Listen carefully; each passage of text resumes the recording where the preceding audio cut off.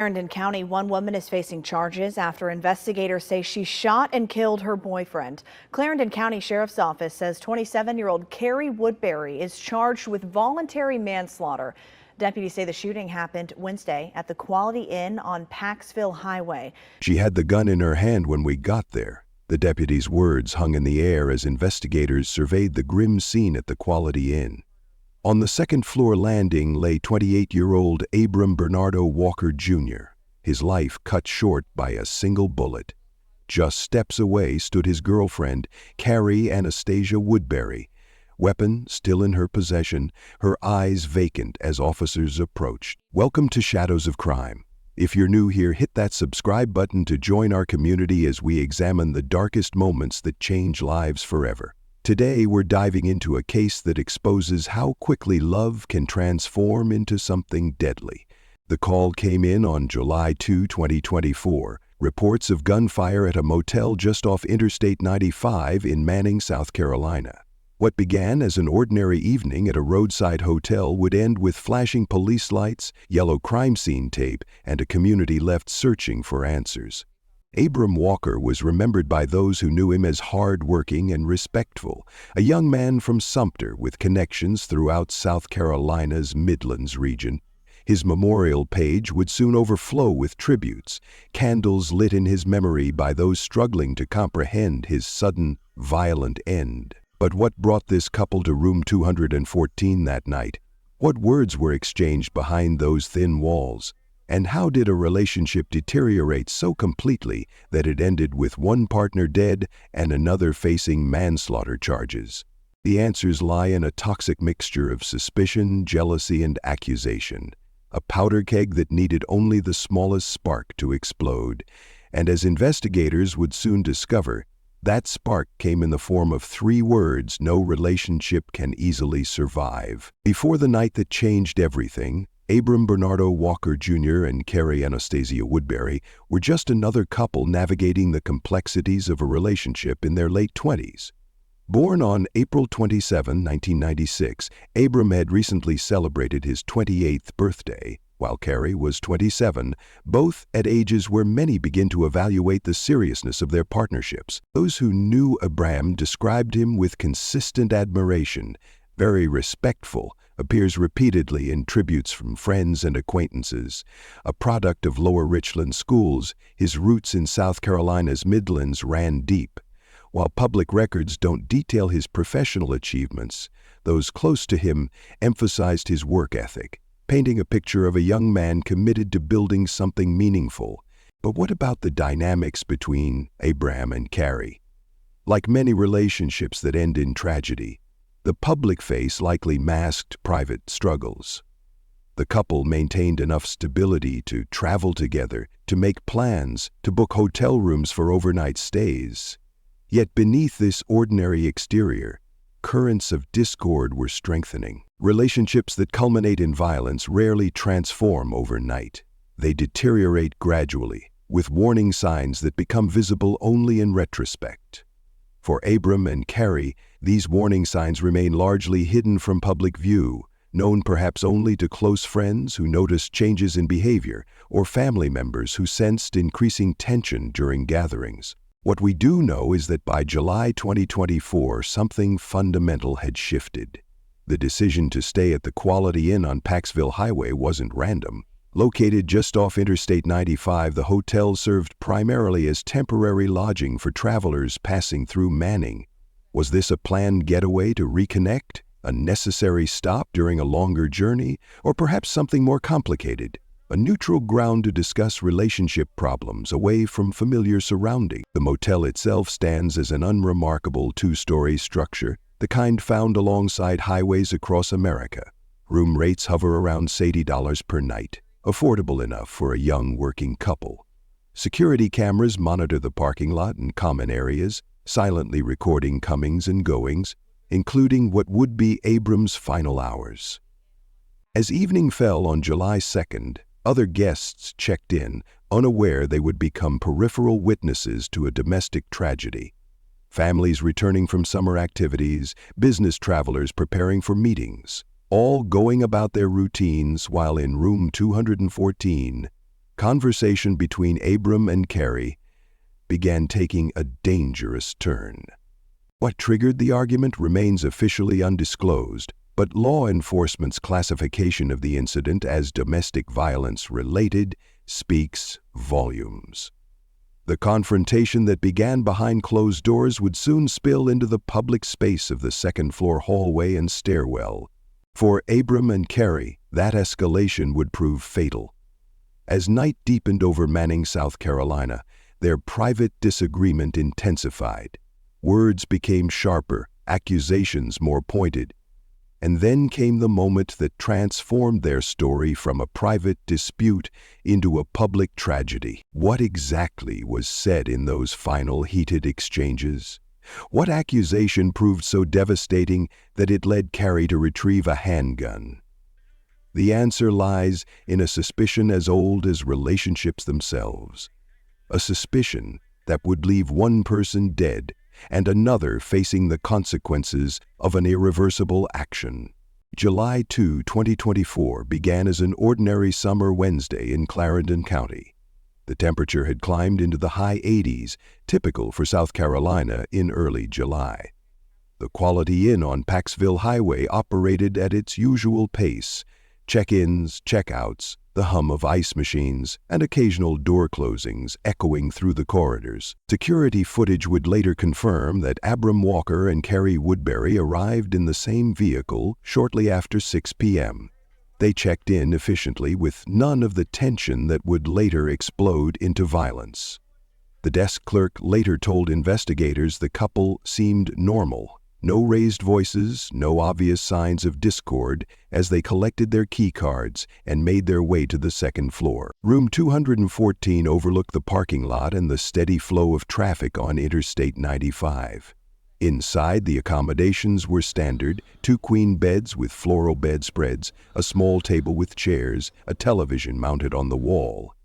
The couple brought in minimal luggage, just enough for an overnight stay. For the first few hours, their presence went unnoticed by other guests. They ordered delivery food around 7:30 p.m. according to receipts found later. The delivery driver recalled nothing unusual about the interaction. "Just another couple getting dinner," he would later tell police. But something changed as the evening progressed. A guest in room 216 reported hearing raised voices around 9 p.m. Not unusual enough to warrant a complaint, but noticeable. The argument seemed to subside, then flare again with increasing intensity. By 10:15 p.m., the confrontation had escalated significantly. Multiple guests would later report hearing a woman's voice growing increasingly agitated. "You think I don't know," one witness recalled hearing through the walls. "You think I'm stupid." The male voice, presumably Abram's, remained lower, harder to distinguish. What began as a private disagreement was becoming a public disturbance. A family in room 212 called the front desk at 10:27 p.m. to complain about the noise. The night manager phoned room 214, but no one answered. He was preparing to visit the room personally when events accelerated beyond anyone's control. At approximately 10:35 p.m., security cameras captured Abram Walker exiting room 214, moving quickly toward the stairwell. His body language suggested urgency. Shoulders tense, pace rapid. 12 seconds later, Carrie Woodberry followed, something clutched in her right hand. 3 guests in separate rooms reported hearing the same exchange. "Where do you think you're going?" Carrie's voice, clearly identifiable now. Abram's response was inaudible to witnesses. Then, "You don't walk away from me." What happened next occurred in the semi-government space of the second-floor landing, away from security cameras, away from direct witnesses, but not away from the consequences that would follow. At 10:38 p.m., a single gunshot echoed through the Quality Inn. The sound reverberated down hallways, through thin walls, across the parking lot. For a moment, time seemed suspended as guests processed what they'd heard. Was it a car backfiring? Something falling? The momentary denial gave way to recognition, then panic. Calls flooded the Clarendon County Emergency Dispatch Center. 7 separate reports in under 2 minutes. Deputies were dispatched immediately, arriving at the scene within 8 minutes of the first call. They found a scene that would haunt them long after. Abram Walker lying motionless on the upper landing of the second-floor stairwell, a single gunshot wound evident, and Carrie Woodberry standing nearby, a handgun still in her possession. The accusation that triggered this fatal confrontation, the suspicion that transformed a domestic argument into homicide, was about to come to light, and it would reveal how quickly trust can shatter when jealousy takes hold. I saw the messages on your phone. Words that changed everything. According to statements later collected by investigators, this accusation formed the core of the heated exchange between Carrie Woodberry and Abram Walker. What began as simmering tension had boiled over into a full-blown confrontation about fidelity and trust. The exact contents of these alleged messages remain undisclosed in public records. Whether they actually existed or were misinterpreted is a question that may never be fully answered. What matters is that Carrie believed she had discovered evidence of betrayal, and that belief proved deadly. As the argument intensified in room 214, the confrontation reached a critical point when Abram apparently attempted to disengage. Security footage shows him exiting the room at 10:35 p.m., moving quickly toward the stairwell, not toward the elevator or main corridor, but toward the quickest exit from the building. This choice suggests he was seeking to remove himself from an escalating situation rather than simply relocating the argument to another part of the hotel. But disengagement requires both parties' cooperation. Carrie followed him immediately, now visibly holding a handgun. The weapon hadn't appeared in the security footage of their arrival hours earlier. Had she brought it into the hotel concealed in her belongings? Was it normally kept in their vehicle and retrieved during the argument? These questions remain unanswered in public records.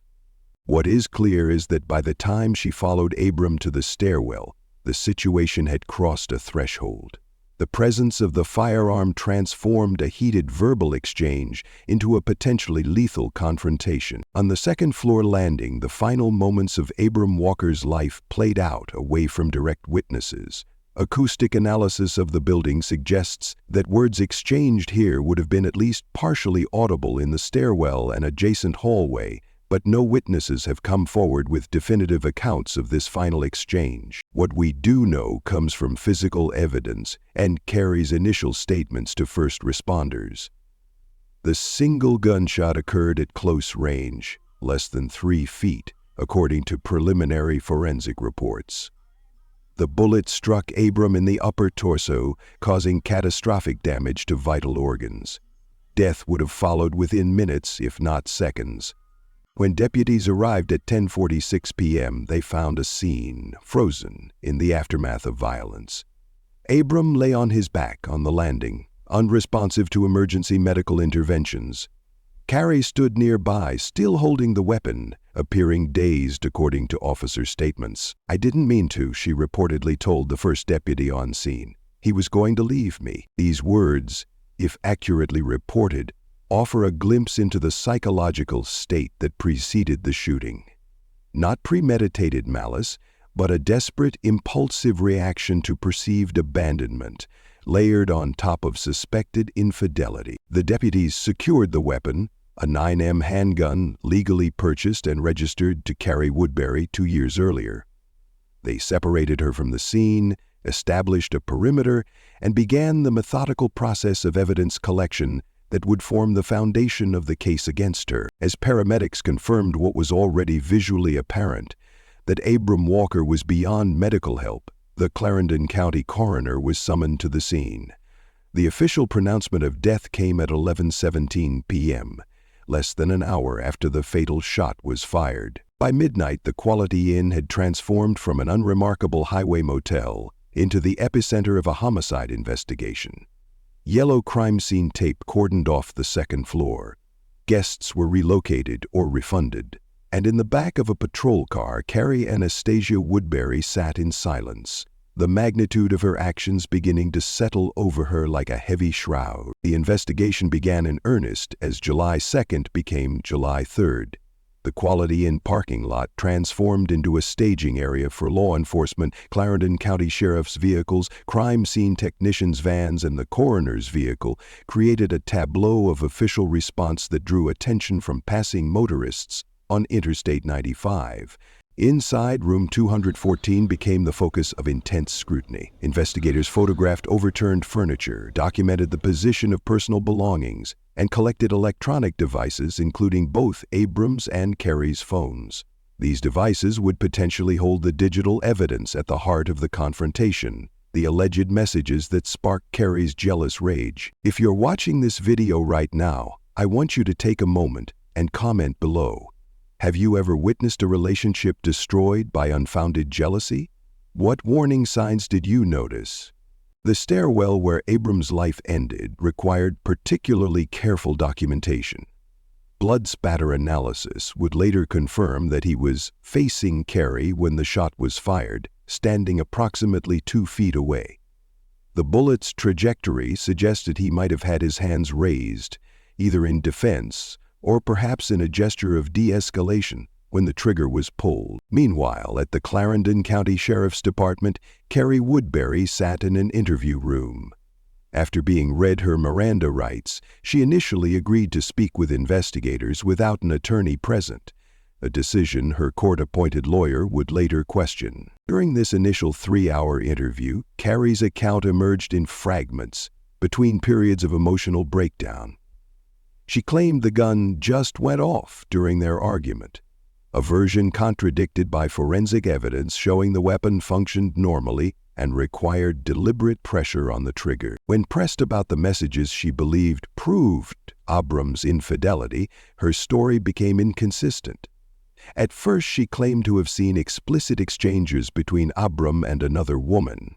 Later, she admitted she had only seen text messages with a female name she didn't recognize, containing what she interpreted as flirtatious undertone. "I just wanted him to admit it," she told detectives. "He kept denying everything and trying to leave. I just wanted the truth."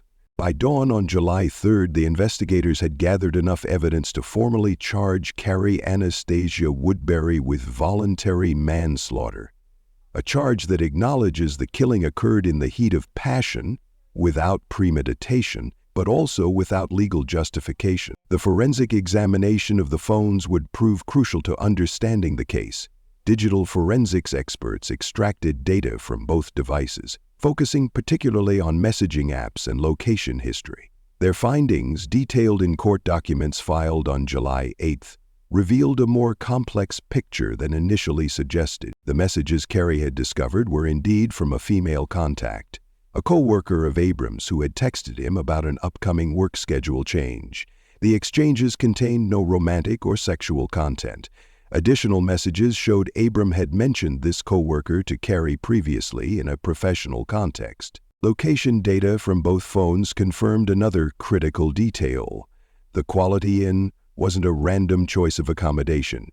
It was selected because it was roughly halfway between Sumter, where they lived, and Charleston, where Abram had a job interview scheduled for the following morning. The stay was practical, not secretive. These details painted a tragic picture of misinterpretation and escalation, a relationship undermined by insecurity and suspicion rather than actual infidelity. But they came too late for Abram Walker, whose body was transported to the Medical University of South Carolina in Charleston for autopsy while the investigation continued. The autopsy, completed on July 5th, confirmed what was already known: a single gunshot wound to the chest with the bullet damaging the heart and left lung. Toxicology results showed no alcohol or drugs in Abram's system. He had been clear-headed during his final confrontation. As news of the shooting spread through Sumter and surrounding communities, those who knew Abram struggled to reconcile the violent end with the respectful young man they remembered. Online memorial pages filled with messages of disbelief and grief. Former classmates from Lower Richland schools shared memories of a quiet, hard-working student who never looked for trouble. The investigation continued to gather evidence, statements, and context. But for those who loved Abram Bernardo Walker Jr., no amount of factual clarity could fill the void left by his absence. And for Carrie Woodberry, the legal consequences of that fatal moment of rage were just beginning to unfold. The Clarendon County Courthouse stands as a testament to small-town justice, a brick building with white columns that has witnessed generations of legal proceedings. On July 5, 2024, Carrie Anastasia Woodberry made her first appearance here, facing a judge for her bond hearing just 3 days after the fatal shooting. The confident woman captured on hotel security footage had been replaced by someone visibly shaken, her eyes downcast as the charges against her were read aloud. Voluntary manslaughter, a felony carrying up to 30 years in South Carolina State Prison. The judge set bond at $250,000 with conditions: surrender of all firearms, GPS monitoring, and no contact with Abram Walker's family. Unable to post the substantial amount, Carrie was returned to the Clarendon County Detention Center to await further proceedings. Voluntary manslaughter differs crucially from murder under South Carolina law. It acknowledges that the killing occurred without malice aforethought, without planning or premeditation, but during a state of heat of passion upon sufficient provocation. This legal distinction would become central to both prosecution and defense strategies as the case progressed. On July 18th, a grand jury formally indicted Carrie on the voluntary manslaughter charge. The indictment document detailed the state's position that Woodberry, in sudden heat of passion, upon sufficient legal provocation, caused the death of Abram Walker by shooting him with a handgun. The classification of the case as domestic violence-related added another layer of legal complexity. South Carolina ranks consistently among states with the highest rates of fatal domestic violence. In response, the state has implemented enhanced penalties and mandatory programs for offenders. If convicted, Carrie would face not only prison time but also required completion of a batterer's intervention program. During a preliminary hearing on August 9th, the prosecution outlined their case. Assistant Solicitor Marcus Johnson presented the forensic evidence, witness statements, and digital records recovered from the couple's phones. The evidence will show that Ms. Woodberry pursued Mr. Walker as he attempted to remove himself from a volatile situation, Johnson told the court. She followed him with a loaded firearm and, when confronted with his attempt to leave, made a deliberate choice to pull the trigger. Attorney Eliza Thornton painted a different picture. This case is about a relationship destroyed by miscommunication and a tragic split-second decision made under extreme emotional distress. Ms. Woodberry had genuine, if mistaken, beliefs about infidelity that provoked an emotional response recognized under South Carolina law as sufficient provocation. The legal battle would center on this question of sufficient provocation. Could a misinterpreted text message justify the emotional state that led to Abram's death? Or was Carrie's reaction so disproportionate that it crossed into criminal territory, regardless of her emotional state? As fall approached, both sides prepared for trial. The prosecution gathered additional witnesses, including experts in domestic violence patterns, who would testify about the significance of Carrie following Abram with a firearm as he attempted to leave, a recognized danger point in abusive relationships. The defense sought to humanize Carrie, collecting character witnesses and exploring her personal history for factors that might explain her actions that night. They also consulted with experts on crime of passion defenses, preparing to argue that her actions, while tragic, fell within the legal definition of voluntary manslaughter rather than murder. On September 23rd, an unexpected development. Carrie's defense team filed a motion suggesting they might pursue a stand-your-ground defense, claiming Abram had physically threatened Carrie during their argument. This assertion contradicted her initial statements to police and found little support in the physical evidence. The prosecution filed an immediate objection, and a hearing was scheduled for October to address this potential strategy shift. Throughout these proceedings, two families sat on opposite sides of the courtroom. Abram's relatives seeking justice for their lost loved one, and Carrie's support system watching a young woman's future hang in the balance of the legal system. Their quiet dignity amid personal tragedy stood in stark contrast to the clinical legal arguments unfolding before the bench. As the case moved toward trial, scheduled for early 2025, the legal system continued its methodical process of determining accountability for a life cut short by a single bullet on a summer night at the Quality Inn. The ripples of tragedy extend far beyond courthouse walls. In Sumter, South Carolina, a community mourned the loss of Abram Bernardo Walker Jr., not as a case number or headline, but as a son, friend, and neighbor whose absence left a tangible void. On July 10, 2024, over 200 people gathered at Williams Memorial Chapel for Abram's funeral service. The crowd spilled out onto the sidewalk. Former classmates from lower Richland schools, co-workers, family friends, and even people who had never met him but felt compelled to show support. They came bearing flowers, photographs, and stories that painted a portrait of the man behind the tragedy. The memorial program featured a photograph of Abram smiling broadly, dressed in a crisp button-down shirt. Inside, a timeline of his life highlighted milestones: his birth in 1996, graduation from Lower Richland High School, first job, and achievements that had nothing to do with how his life ended. This deliberate focus on his living rather than his dying represented a community's refusal to let tragedy define him. Online, the National Gun Violence Memorial page dedicated to Abram continued to grow. The counter of memorial candles lit in his name surpassed 160, then 200, then 250, each representing someone taking a moment to acknowledge his life and loss.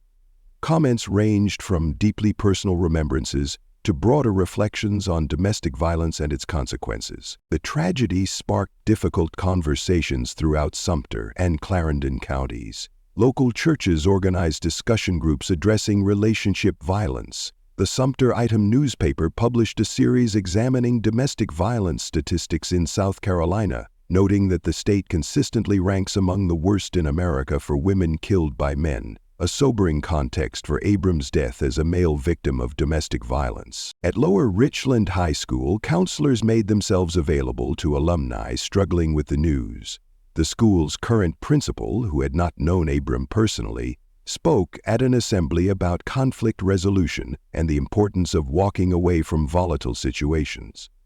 A painful lesson drawn from a former student's fate. If you're watching this video and have experienced the loss of someone to violence, share where you're watching from.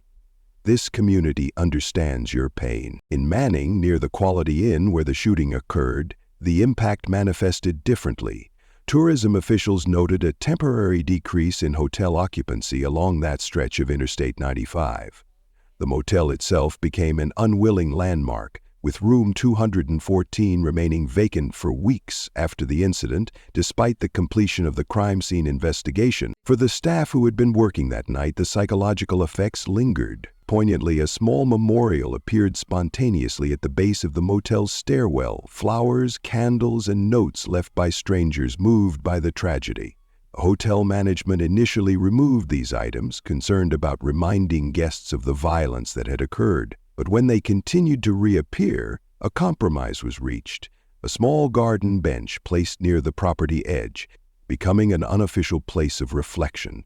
As summer turned to fall, the immediate shock began to subside, but the community's awareness remained heightened.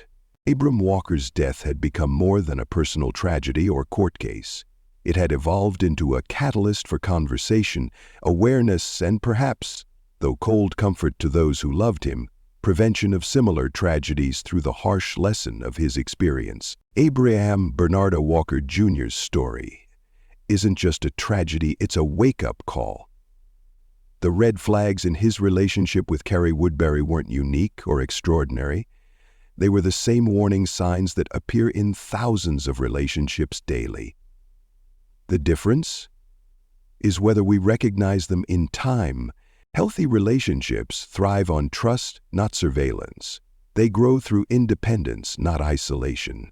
They resolve conflicts through communication, not control.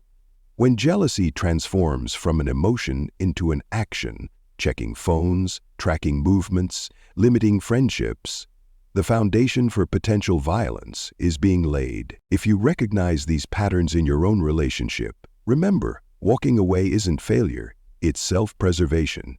The National Domestic Violence Hotline, 1-800-799-723, provides confidential support 24/7. Abram's life was worth more than its final moments. He was a son, friend, and community member with dreams that deserved fulfillment. By learning from his story, we honor his memory in the most meaningful way possible by preventing similar tragedies. If this story resonated with you, please like this video and share your thoughts below. Subscribe to our channel for more true crime stories. Remember, the most dangerous time in an abusive relationship is when someone tries to leave. If that's your situation, please reach out for professional help to create a safety plan. Your life matters.